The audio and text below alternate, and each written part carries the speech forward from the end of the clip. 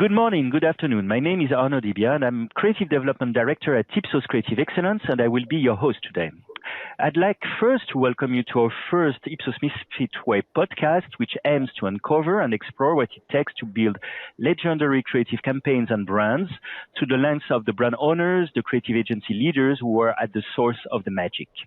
In that way, we want to help you gather nuggets, insights, learnings on how to make your own creative journey fruitful and successful. And for this first episode, we are thrilled and honored to make the journey to Mumbai, which I think is here, right? And welcome Josy Paul, the Chief Executive Officer of BBDO in India. Josy is the mastermind behind Ariel Share the Load, Whisper Touch the Pickle, to mention a few, which not only won awards across the globe, but I really believe changed the lives for good of so many people. So thanks a lot, Josy, for being with us. And welcome to our little talk.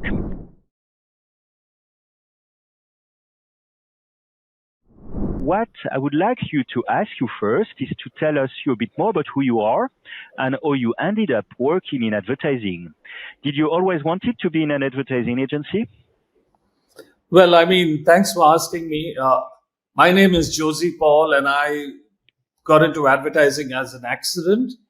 I'm a physics graduate, but what happened in college was I decided to go to an art exhibition to show off the fact that maybe I'm an artist. And I was trying to show off to some of the young student girls. And it turned out that the entire place where the art exhibition was happening was taken over by the Advertising Club of Mumbai. And all we saw was advertising. We did not see any art. It had been converted into an advertising place. And so that is the first time I saw work that was different from what I expected. And then I began to read stuff, and I began to see the words and the visuals and the magic. And I said, wow, this is beautiful. I want to do this. I was doing physics, but when I left physics, I said, no, I want to do advertising because of that one accident. Fantastic. And then what was your journey? You went straight for an advertising agency? Actually, I wasn't looking for an advertising agency. I was looking for the man who had written all those wonderful pieces of work that I saw at the exhibition. And I said, I think I found my guru. I want to find him. So I went from ad agency to ad agency wondering where to find him. And I could not find him. And then they said that he's gone to the mountains. So I went following him to the mountains, but I could not find him. So I came back and I decided, and I got a chance to join Ogilvy. And that's where I started with a wonderful, amazing creative director called Suresh Malik. And 4 years into that job, I got a call from the guru I was looking for. He had come back into advertising. He had taken, 5 years, 7 years off.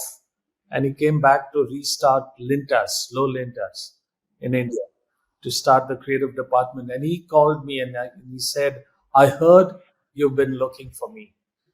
I would like to meet you. And that's how we started our amazing journey together.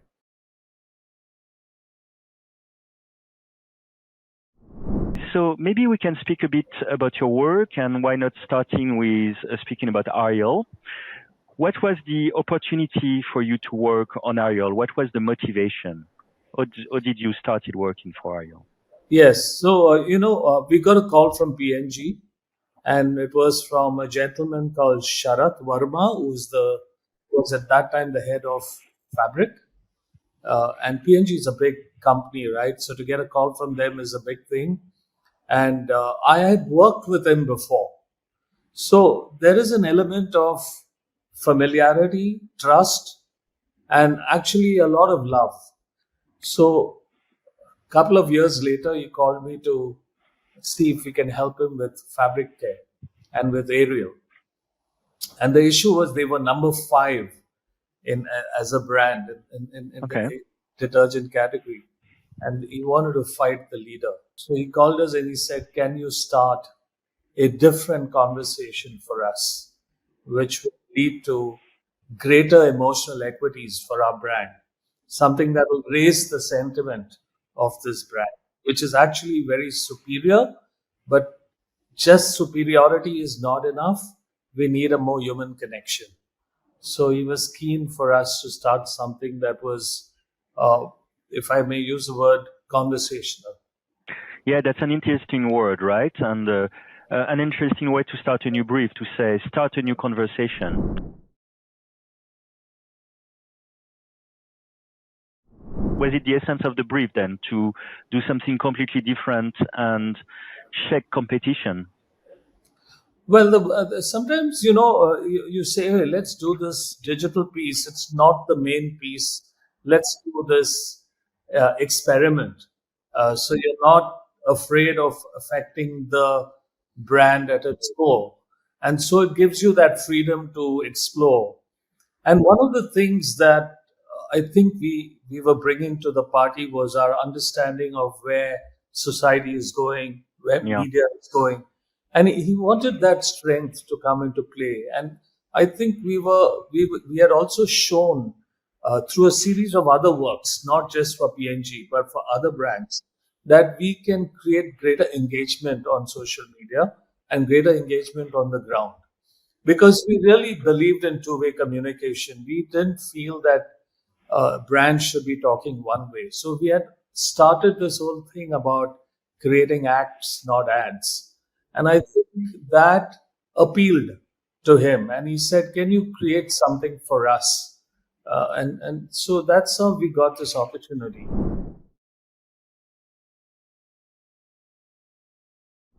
So let's speak a bit more about Ariel and detergent, because creating acts within a category which you said is so functional, it's not so easy. So where did you find the inspiration to go more emotional, to shake society a bit with that campaign? What was the starting point? So that's a great question, because it never really starts with just the campaign or just the brief. It's also your own personal journey, right? And so it's like it depends on where you are in the world at that point in time and what you feel about the world and what you've done in the past and what you don't want to do in the past, from the past. So I was in the mood to do something new. I was in the mood to sort of break familiar patterns. And I think that helped us uh, as a team to sort of look for things that have not been said before. Look for things that nobody's talking about. Look for deeper meaning in what brands can do. And I remember 10 years ago in my journal, I had written that every brand or service or product has an inherent social purpose. And it's my creative duty to find it. And I'd written that 10 years ago, and I never was able to fully, find it. But here, this was an opportunity. So, because we were so sensitive about the world, and because my team was just that kind of team, we were able to question what is going on in the world and what's going on, more importantly, in the home. We felt people had not discussed what's happening in the home. Everyone was talking about society. But what is happening in the home? What is happening in our own lives at home as men? So I think when we started that discussion, it really triggered a lot of emotional response in the team. So we didn't even have to go outside. The qualitative research were the people in the room, 10, 15 people from the agencies sitting and sharing, you know. Excellent. And it's true that our homes, they are full of, unwritten rules, unwritten customs. I always sit on the same seat at the sofa, for example.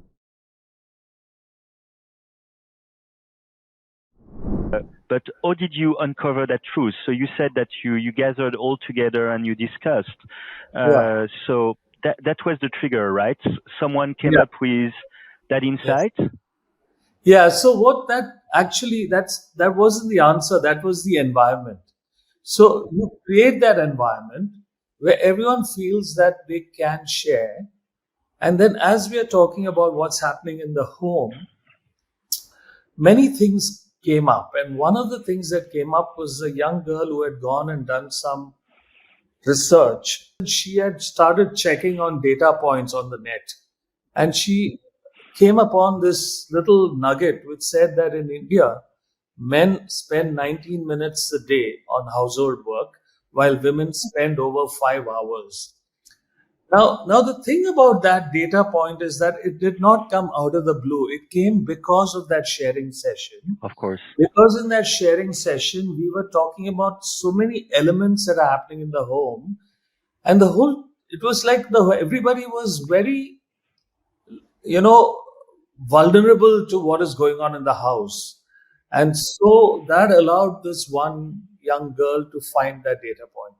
So it's a combination of so many elements, right? It's your need to do something you've never done before, your need to be a little more sensitive and give meaning to your own work. Then the fact that there's a group of people who are, keen to sort of share, and then of course the data point. So when you take all of this together, something happens. It's kind of creating human chemistry in somewhere, right? That's beautifully put. It is that. It is creating human chemistry, where you are like a rock group or a music group or a band, and you just sort of, it's a play, it's a game that you're emotionally playing with each other with good intent. So you came up with that idea. So how did you bring it back to your client? Or could you, connect him to it and convince him? Was he supportive at first? Or did he react? So like I said, we had not gone to pitch for the account. The client had come to us.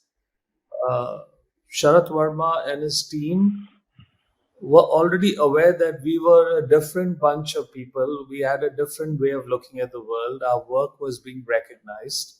And we had already done some work for P&G that was doing very well. So there was a certain acceptance and there was a certain trust element. But even if you have that acceptance and trust, and the word you use, chemistry, where people understand each other and it's a shortcut, right? Chemistry is a shortcut. You don't have to explain too much. It's a vibration, right? You can feel, you can look into the person's eyes and you can feel it. There's so many elements that are soft over here. It's such an intuitive sort of exchange.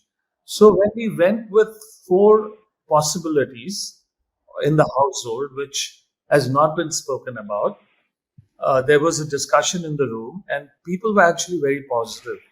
And everyone felt that while it was never done before, and there is a certain element of fear because you don't know, there's no reference point, and P&G has never done anything like this. So there's always that unsurety. But I think the data point, the trust, the chemistry, and a feeling that we have touched something, I think it's those soft elements of feeling the energy in the room. Like when you can feel the energy in the room, like it's not there's a yes. It's a yes energy, and I think we saw that. We knew we had touched something and everyone in the room felt it. Your client was convinced, you had the drive, you had the energy to go forward from the meeting. Then you started working on developing your first creative roots, I guess, producing them. I think that one of the things that struck me is that there's something not only magic about the idea, but magic about the creative, magic about the story. How do you come up with that magic, that authenticity? That's the word, right? And all these stories are coming because we are exchanging things between us. So it's all our own lives. So the authenticity is coming not from borrowed sort of things or from imagination. It's coming from the exchange of our own lives. It's like, I call it creative therapy, because it's not just about creating for the world. You're also creating between you a feeling of everything's all right, So I remember that session. We had 2 scripts. The client was happy. BPM was on. and something. So this is the magic moment, right? This is where you don't know why you say these things. And I just said, I know we have two scripts. I know we are going into PPM. The director's here, everyone's here, but I feel we can do more. I feel that this is not exactly the answer. There could be more. And I narrated a story of my personal life and something that happened with my father, you know. And I said, what if fathers were to apologize? What if authority of the home was vulnerable? Change could happen. I think everyone was a bit like nobody knew why I was saying it, right? Because it doesn't feel like a conference room talk. It doesn't feel like a client agency presentation. Why is this guy revealing so much? But that is the beauty of the client. So Sharat says to me, Josy, we are losing time and you made this emotional statement. I'm going to give you one more day. Let me know by tomorrow what you have. Otherwise, we're going with these two scripts. And that evening, I was coming back with my partner, Hemant, who's our chief creative officer and writer. And I told him, Hemant, I really feel that if we can get a father to break down, then change can happen. What if an Indian father in the entire history of Indian cinema or advertising has never said sorry? What if he can say sorry? Within 15 minutes, Hemant wrote that script. 15 minutes. Wow. By the time we reached the office, I'd already called the client saying, we don't need till tomorrow. We have the script. And he said on the phone, this is beautiful. Let's go for it. Fantastic. Yeah. Well, what I love, you had two scripts, but you were ready to go further because you had the feeling, the instinct that you needed to go further and to change the script and to be ready to go in another way. And yes, makes a lot of sense to me now what you explained. Questioning the authority as well, showing that the authority can be challenged and can be wrong sometimes. Yeah, and this is that film where it's called Dads Share the Load, which was about a father apologizing to his daughter for not helping her mother, because that's what all the sons see.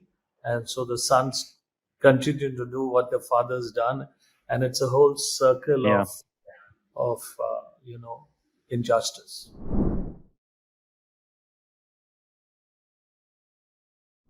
How do you, because you had this first successful campaign, which was so successful, how do you repeat the magic? Is it tough sometimes to say, okay, now we're in year 2, year 3, we've been so successful already.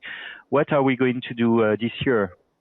That's such a great question, and it's always the most difficult one because now we're into the 8th year, and every year we've been fortunate to find something. I call it emotional archaeology. It's like you got to keep digging, and when you keep digging, you find something. Just when you think, no, I don't think we can do one more, something comes up. And how it comes up is many ways. Sometimes people call you and say, I want to tell you a story. Because now they know the pattern, right? They know this brand stands for this. So everyone's wanting to contribute because they are all part of it, right? It's not you as a writer. It's you as a collective writer, you as a collective consciousness. And so the comment section of our last film or the films before, and people are telling you ideas in those comments, and it's up to you. Now you're no longer a creator, you're a curator. You're looking at all this and saying, hey, can I piece things together? And then you also start looking at other sources of influence. And then it starts leading you to new places. You go to people who organize weddings. You go to wedding planners. You go to divorce lawyers. You go to social scientists. You speak with house helps who see what's going on in the home. So then you start looking for new sources of emotional data, and that's how you start getting stuff. It's just like archaeology. When you think everything in the world has been discovered, somebody is digging in the back of their house and they discover something, right? It's like that. There is always something, and you got to believe it.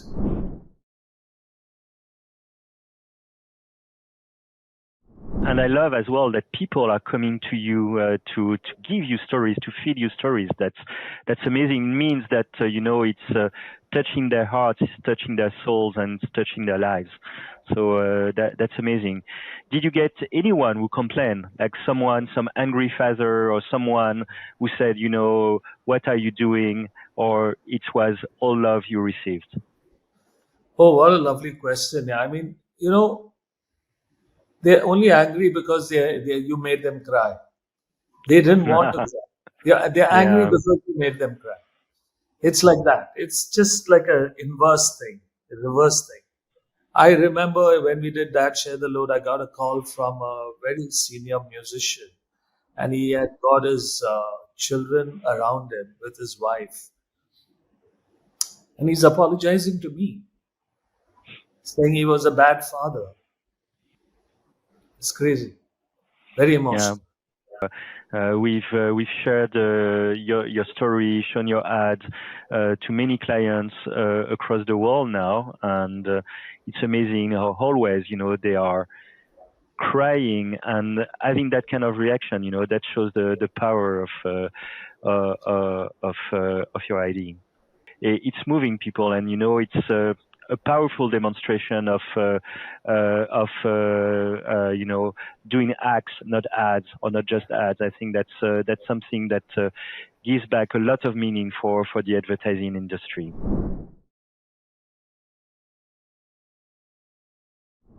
What about research? What about what we do at Ipsos Creative Research? Do you think it can help in your process? Can it make a difference?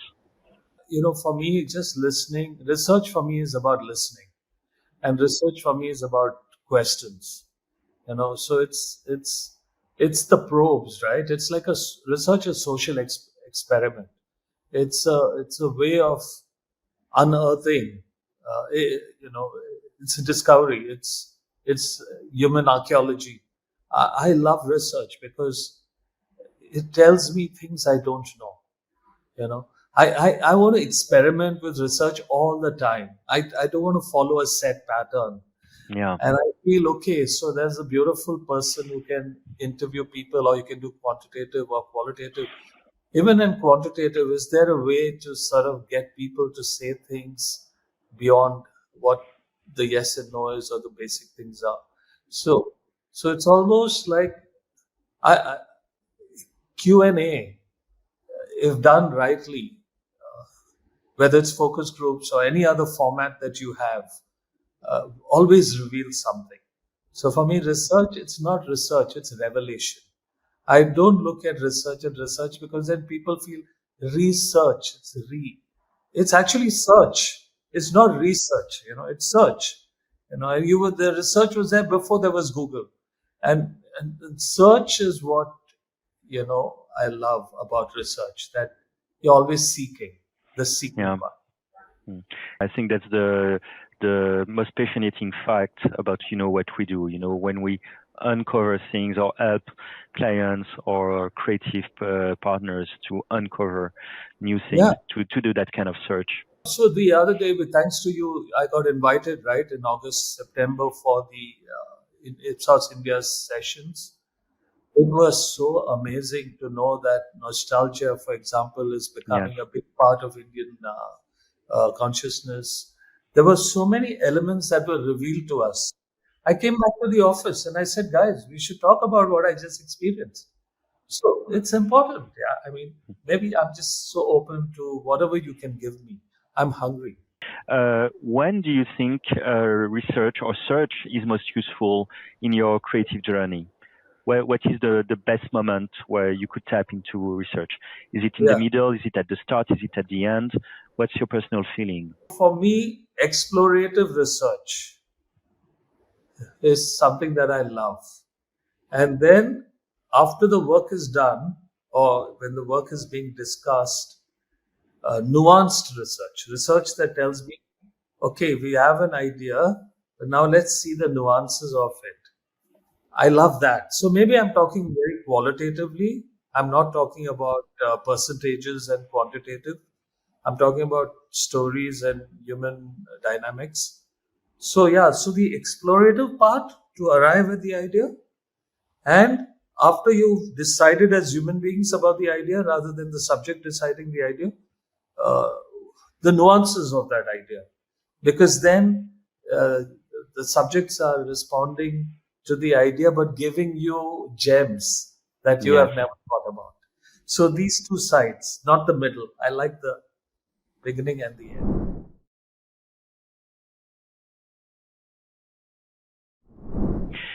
So let me ask you a question about the creative journey. Yeah. So what's the most important thing? Is it, having that defining moment, that inspiration? Is it all the efforts? Is it the talent that you invest? Has money a role to play? Is it about time? What do you need to make that creative journey successful? It's an important question, but it's a tough question because you don't know really. And it's like an artist actually, because you're a commercial artist in that Yeah. sense, but there's an artistry involved, and it's really coming from a deep place. And because I'm seeking meaning and not just advertising, it comes to you. It's like a gift. I know it's not corporate, and I know it's not going to help anybody because I'm saying all this, which is so useless from a scalability point of view or from a learning point of view. But it's just creation sometimes is so uh, of the moment, you know, and it's because of all that you've done and all that you've read and all that you've felt and all that you've been searching for, and suddenly, boom, it just comes. Mm. Yeah, it reminds me of a line from Picasso, who said that maybe it takes him, 5 minutes to do a Picasso painting, Yeah, but it took him a lifetime to think about it and to mature it. yeah. And I think that's So what just you like expressed. that. Mm. Yeah, And to me, I think there's maybe something, which is a common thread that strikes me now, which is that it's all about connecting with people. Your yeah, story about following the footsteps, about your team, or you work together, and or in that PPM meeting you had that drive to do something else. It was all about that collaboration mood that you created, right?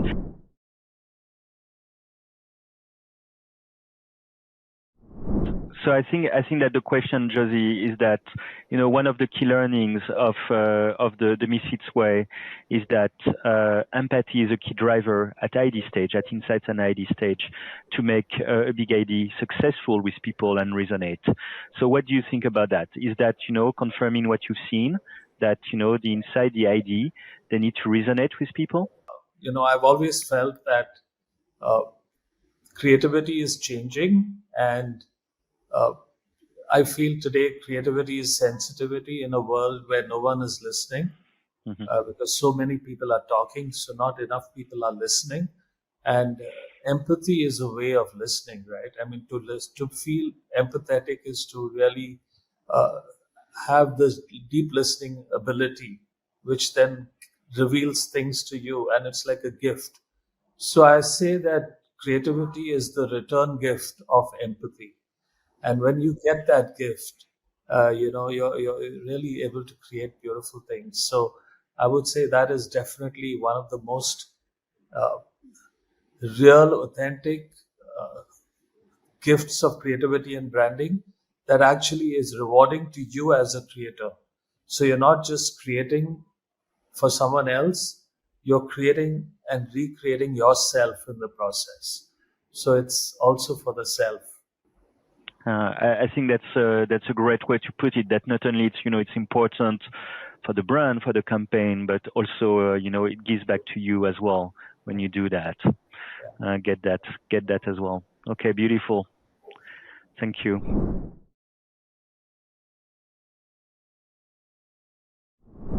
So if you were to, I know you're a professor, right? You have students now as well, and I would love to ask you what you are telling them. So what are your best advices for people who want to have a career like you, to follow your footsteps as their guru into the advertising industry? What's your top tips?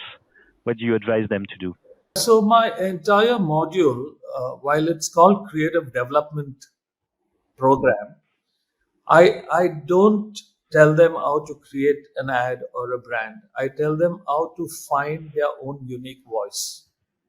Yeah. I feel that because school and college is important, but school and college also makes you like one processed fruit. So how can you find your unique self and what it takes to find that? Because only when you can find your unique brand will you be able to truly help a, a marketing brand find itself. So, by finding your journey, you will be able to help another journey, which is the brand. And so I do that. So I tell people how to find their unique self. So that is really what I would say. Don't be afraid to find yourself because you're going to go through embarrassment, you're going to go through rejection, you're going to go through pain, uh, you know, you're going to go through failure, but eventually it'll be worth it. That's a brilliant advice, and that's very inspiring. Thanks a lot, Josy.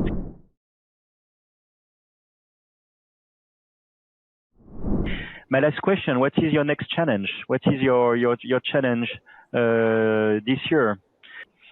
So the way you got to psych yourself. You'll find a new self about yourself. How do you refresh yourself? And because 2024 is a leap year, I've said to myself I must take a creative leap.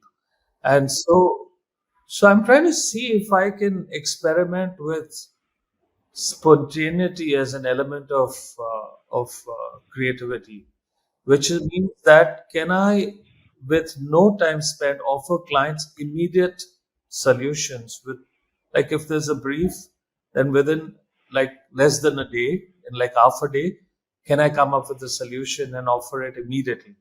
So I want to create a sub company for BBDO, a smaller company within the company called Immediate. Oh, excellent. And I want to see what that means, how AI can help that. How can we create a new way of looking at solutions just to push yourself, just to experiment with yourself, to become a laboratory. Wow, that sounds amazing. I'm going to look forward to see what happens. Immediately in the next days. But Yeah, no, I know. I think Yeah, that's a great I idea. don't know, but something will happen. That's fantastic. Okay, thanks a lot, Josy.